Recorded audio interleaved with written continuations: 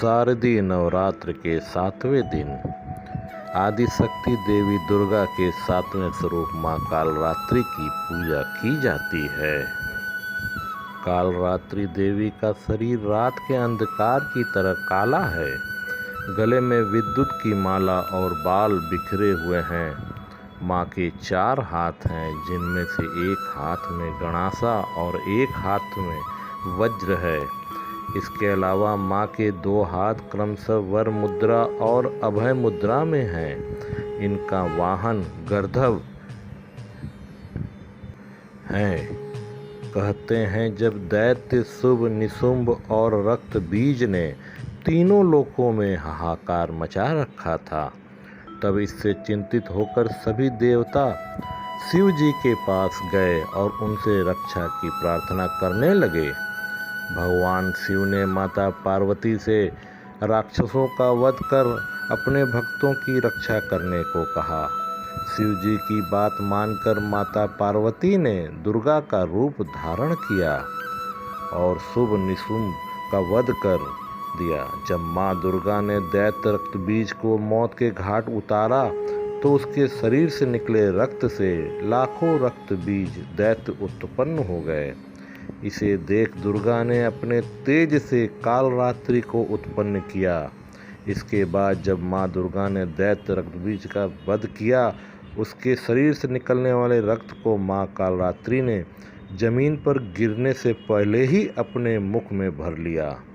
इस तरह माँ दुर्गा ने सबका गला काटते हुए रक्त बीज का वध कर दिया।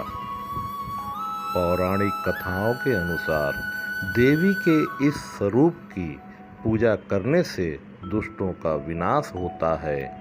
माँ के इस स्वरूप को वीरता और साहस का प्रतीक माना जाता है। भक्तों के लिए माँ कालरात्रि सदैव शुभ फल देने वाली है।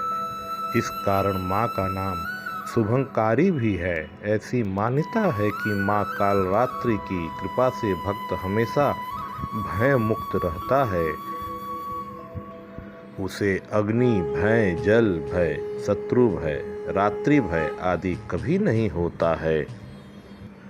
कहा जाता है कि कालरात्रि की उपासना करने से ब्रह्मांड की सारी सिद्धियों के दरवाजे खुलने लगते हैं और तमाम असुरी शक्तियां उनके नाम के उच्चारण से ही भयभीत होकर दूर भागने लगती है। इस देवी के 3 नेत्र हैं। यह तीनों ही नेत्र ब्रह्मांड के समान गोल है। इनकी सांसों से अग्नि निकलती रहती है। यह गर्दभ की सवारी करती हैं। ऊपर उठे हुए दाहिने हाथ की वर मुद्रा भक्तों को वर देती है। नीचे वाला हाथ अभय मुद्रा में है, यानी भक्तों को हमेशा निडर निर्भय रहने का आशीर्वाद देती हैं। बाईं तरफ के ऊपर वाले हाथ में लोहे का कांटा तथा नीचे वाले हाथ में खड्ग है। इनका रूप भले ही भयंकर हो, लेकिन यह सदैव शुभ फल देने वाली माता हैं। इसीलिए यह शुभंकरी कहलाएं, अर्थात इनसे भक्तों को किसी भी प्रकार से भयभीत या आतंकित होने की कतई आवश्यकता नहीं है। इनकी पूजा से भक्त पुण्य का भागीदार बनता। फास्ट फूड की तरफ से मैं सुंदरम सोनकर समस्त काशी वासियों को नवरात्र की हार्दिक शुभकामनाएं देता हूं और मां दुर्गा से प्रार्थना करता हूं कि इस कठिन घड़ी में सभी को धैर्य और साहस प्रदान करें।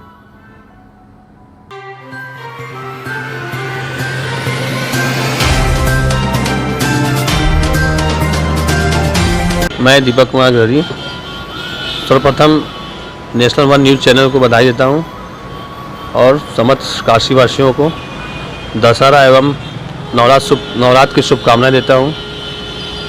और कोरोना काल से बचने के लिए घर से अगर बाहर निकलते तो मास्क जरूर लगाएं और 2 गज की दूरी का पालन अवश्य करें। मेरा नाम सुरेंद्र नारायण तिवारी। जी, कब से यहाँ पे क्या आस्था है, क्या विश्वास है, क्या लोग कहाँ से आते हैं और इस बार कोरोना काल चल रहा है, क्या कहना चाहिए? ये मंदिर तो अनादिकाल पुराना है। भक्तों के सहयोग से नवनिर्माण होते रहे और पुनर्निर्माण होता था। लेकिन माता भगवती यहाँ कई वर्षों से, मतलब कई 100 वर्षों से आ रही हैं, जब विश्वनाथ जी यहाँ नहीं थे तब से। और उनको मतलब ये हम लोग के यहाँ कथाओं में है और काशी खंडों में इसका वर्णन भी है कि उनको शंकर जी ने एक बार कह दिया था कि तुम काली लग रही हो, तो वो उससे बाद से जैसे पति पत्नी में मजाक होता है वैसे वो आके उन्होंने यहाँ सैकड़ों वर्षों तक तपस्या की। शिवलिंग आप माता का देखेंगे, माता का हाथ शिवलिंग पे है, तो वो पार्वती स्वरूप में आके तपस्या की और फिर केदारेश्वर के रूप में भगवान शंकर प्रकट हुए, बोले तुम गौरी हो गई, तो गौरी के नाम से शारदीय नवरात्र में दुर्गा के नाम से और चैत्र के नाम नवरात्र में गौरी के नाम रूप में आप देखेंगे। गौरी का चैत्र के नवरात्र में दर्शन दूसरे हो जाता है, लेकिन 7वें दिन माँ का ही दर्शन होता है। तो दोनों नवरात्र में माँ का दर्शन होता है। इनके दर्शन से अकाल मृत्यु दूर होती है, सुख समृद्धि का आगमन होता है, घर में शांति रहती है। इस पर कोरोना की वजह से कितना दर्शनार्थियों पे कितना वो है, किस भीड़ भाड़ की कैसे? हम लोग भी ऐसा ही सोच रहे थे कि कोरोना से जो है भीड़ प्रभावित होगी, लेकिन बच्चों वृद्धों को छोड़ दें तो युवाओं के जोश में और जो 50 के इर्द गिर्द के लोग हैं उन्होंने दिखा दिया कि आस्था जो है कोरोना पे भारी है। कब से मंदिर कब पट खुला है, क्या क्या? आज माता का भोर में हम लोग विभिन्न तट से स्नान कराए हैं और घड़े के जल से, गंगा जल से उनका कराने के बाद 3:30 बजे नूतन वस्त्र और विविध प्रकार की माला फूल से उनका श्रृंगार करके भक्तों के लिए दर्शनार्थ गेट खोल दिया गया।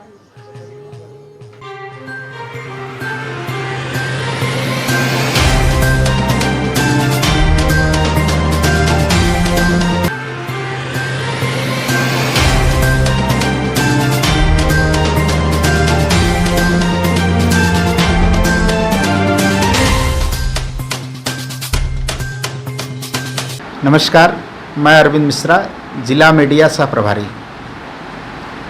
सबसे पहले मैं आपके web news national one news को बहुत बहुत शुभकामनाएं देता हूं। निरंतर अपने कार्य क्षेत्र में आगे बढ़े, उसके लिए बहुत बहुत शुभकामनाएं।